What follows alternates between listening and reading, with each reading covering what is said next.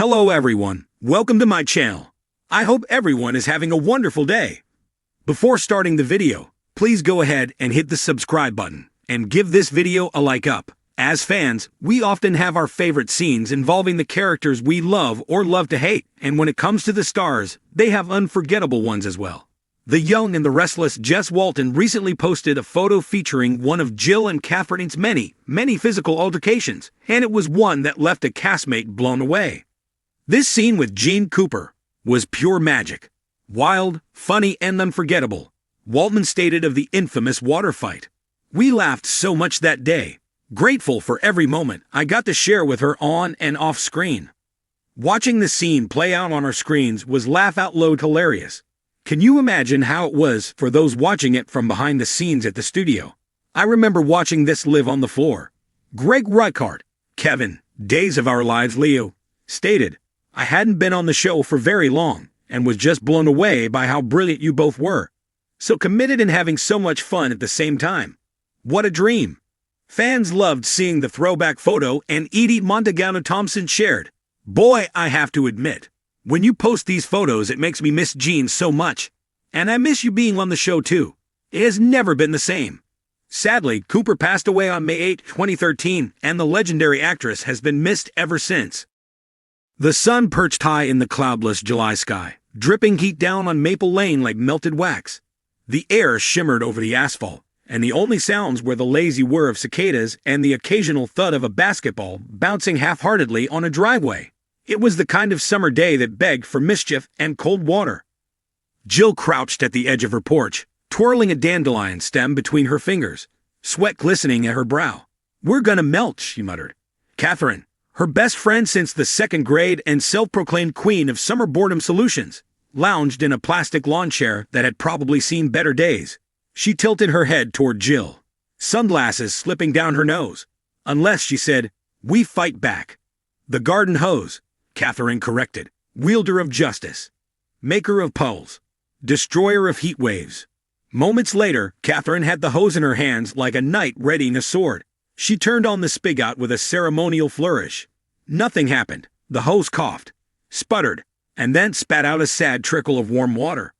"Just wait." Katherine flicked the nozzle and bam, a jet of cold water shot out, splashing across the sidewalk and catching Jill across the ankles. Jill lunged at her, wrestled the hose away, and twisted the nozzle before Katherine could stop her. A wide arc of water sprayed into the air like a rainbow in motion. Katherine screamed and ducked, too late. The full force of it hit her in the stomach and chest, soaking her t-shirt and knocking the sunglasses from her face.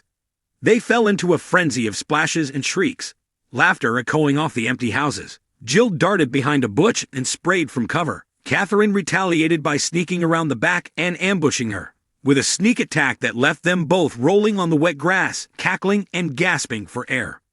They both collapsed onto the lawn, limbs sprawled, the hose still dribbling beside them like it, too, was exhausted from battle. The sun beat down, but their skin steamed cool under the dampness. Jill reached up and wiped her face, leaving a streak of dirt across her cheek. Katherine turned to her, squinting through the light. "You ever think about how we won't have many more summers like this?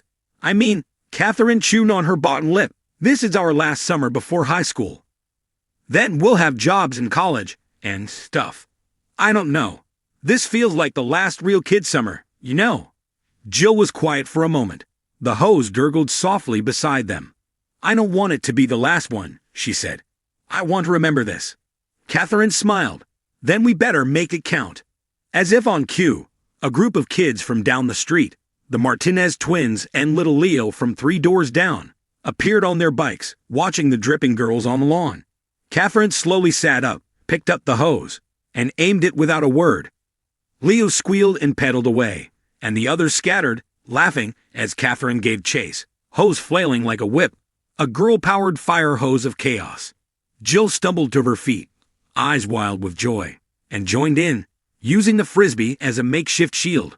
They raced and ducked and soaked every last one of them.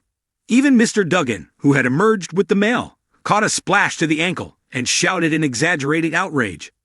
By the time the sun began to lower, casting golden rays across the yard, the war had ended. The hose lay limp in the grass, Coiled like a sleeping snake, Jill and Katherine were back on the porch steps, wrapped in towels like capes, sipping lemonade that Katherine had bribed from her older sister. Their fingers were pruny. Their hair smelled like cut grass. Their cheeks were sore from laughing. Katherine nudged Jill with her elbow. "We did good today." "Yeah," Jill said, eyes drifting upward toward the sky, where the first hint of stars flickered. "We really did. Think we'll remember it when we're old." Jill thought for a moment. Then she nodded.